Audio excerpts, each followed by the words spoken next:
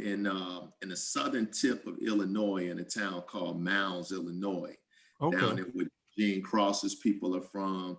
I think Yeah. Steve Bardo's people from Yeah. down Yeah. there. Yeah. Yeah. It's Yeah. a tip. It's called Milz, like Cahokia and Milz, Illinois, right I've below actually been in Carterville. Miles. I've Yeah, actually been there. yeah, right across from Paducah, Kentucky. It's like a bridge, but down there in those areas, Okay. him and yeah, he had four brothers and two sisters.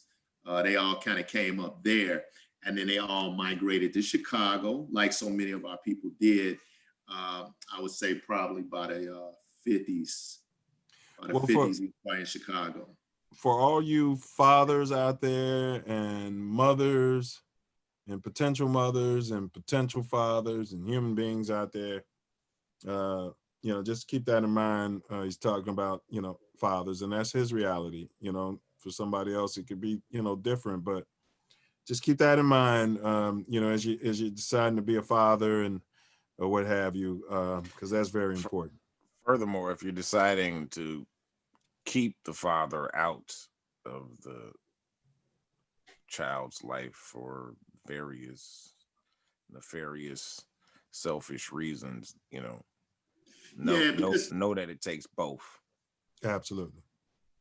You What's raise a that? good point, because I think, and let's be frank, man. Let's be frank. Milz, you joked about it before you introduced me.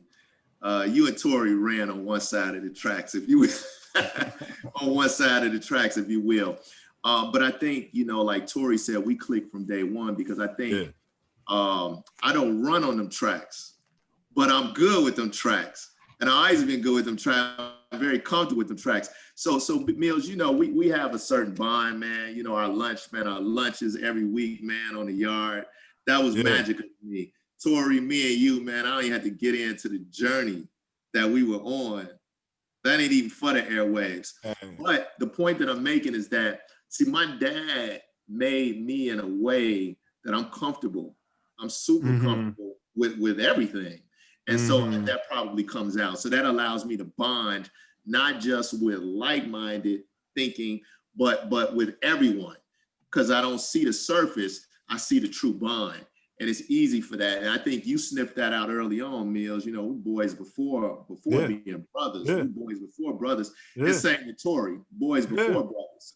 You all had a crew, but I always felt that even if I wasn't in your crew, I'm saying before the bond, there was a mutual respect. There was a love, man. I had a love for y'all and all your crew. I don't have to name them, but man, I had love, and it felt mutual whenever I saw any of you guys, even to this day, in or outside of the bond.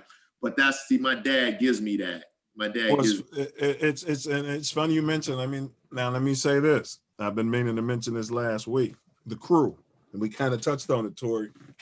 The crew is very important in navigating through Chicago. Period. Very important. We're not talking about a gang. For any of you informants out there listening, any YouTube police, any CIA spooks, so-called gangs operate now. Right. We're just talking about your crew, and it's going to be like your tribe, and you want to select them. They have to be men of honor or people of honor. They almost want to be like Jedis or knights. You want them to be anti-bullies. This is how I selected them. They have to be able to think. They can't get you in nonsense. They have to be able to take corrective criticism. And likewise.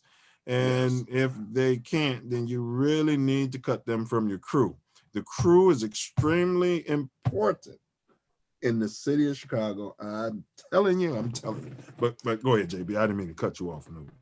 No, that's a great point, man. I just wanted to, wrap that question up. It's my dad. You know what I mean? A village gets us there.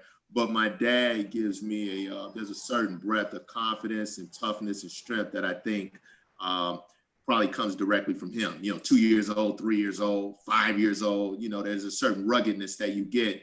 And that it shows how pronounced Torry's point is. Torry talking, you don't push that away. There's a certain element. No, you don't. Torry's a father, and Torry knows what he's giving. He's giving love to both, but there's a certain something that his son's getting from him. Guaranteed. The father represents accountability. Facts.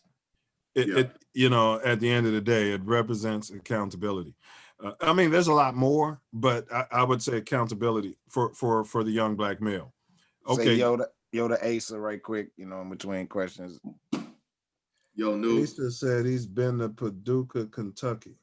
He said greetings. It says, is that by where your dad's from? Paducah? Yeah, it's right. It's right over the bridge. So when you're at the southernmost tip of the state of Illinois, they got two big bridges down there. They got the old school steel bridge to where when you drive your whip over the bridge, you can see the water, you know, like, yeah. They got the grooves. That creaky joint, they got that one in the Paducah. And then they got a more modern one that's super scary as well, but it's modern. And that's over in the Paducah. But yeah, Asa, that's where it is. Shout out to Asa too. Asa know me from the 70s, man. 10 train, like I said, 103rd. I'm not gonna shout him out, but shout out to Kappa Ship Death Row and to my plug, Kareem Pender. You actually been to Mounds? Nope. Ship? Yeah, me for sure. Yeah. Oh yeah. Yeah, multitude of times. And like I said, the Crosses are from down there, and many other folks are from down, you know, obviously. So you still got family down there, bro? Now everyone's passed on, Noop. You know, as we've aged, everyone's basically passed on. I had an uncle down there, I had a grandmother, and I had an aunt. You know, between St. Louis and there, they roll, but they've all passed on now. What brought everybody to Miles? Was it like a steel industry or cars? Something? It had to be jobs or something that brought everybody there, man. You know, it had to be. That's a great question because I don't know exactly what it was, but what I do know is many things are pipelined. So I know with my dad, my dad played college basketball. So I know he was pipelined with some of his guys. Now that's not the family because he's just a young man. But you know, like you said, the rhythm of opportunity will breed more and more folks. Right. You know what I mean? So I think you're absolutely right. I left this out.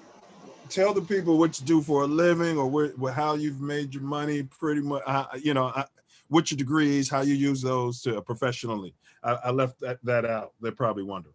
Yeah, you left that in the intro. I mean, again, when I finished graduate school, Loyola University of Chicago with my MBA in finance, I took a job with Blue Cross Blue Shield Association, which is really the corporate office of the Blue Cross and Blue Shield plans that we know across the country. So I kind of took that corporate office, which was in Chicago.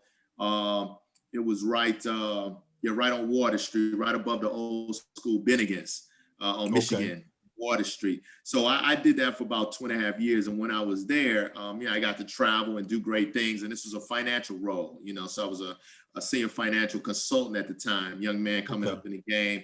I got recruited from there into the pharmaceutical industry, a company called Abbott Laboratories, which is up north. Yeah, we should do their conference calls, man. I probably set up a couple conference calls for you when I was working for Conference Call USA. Will Dunn had got me a job in the South Loop, man. Yep, Abbott Labs was one of our biggest clients, man. I probably didn't even know it was him.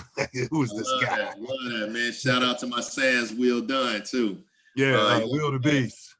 Brain 90. So so from there I was recruited up to Abbott Laboratories as a senior financial analyst back then, working in distribution finance, commercial finance, rebates, sales incentives, those kinds of things, doing the financial analysis for that. And after being at Abbott for 5 years, split the company off. So I went with the split. A newly created company called Hospira, which was basically hospital products. That has subsequently been bought by Pfizer. You know, Pfizer, big multi-billion-dollar company. But I worked there for a year. Then I went to a smaller biopharmaceutical biotech startup type company. Worked for those guys for about 4.5 years. We sold that business. And again, I'm still a finance guy, so always doing the financial analysis, the investments, the forecasting, that kind of thing. We sold that company to a Danish company called Lundbeck after 4.5 years. I stayed on with the Danish guys. This company was headquartered in Copenhagen, but they didn't have a US presence. So I rolled with them for another 4.5 years. And from there, I got recruited to come back to a company called AbbVie. AbbVie was now a $20 billion company that split off from Abbott again. So if you go 10, 12 years, Abbott split again, 20 billion. Tory, you hear all these splits?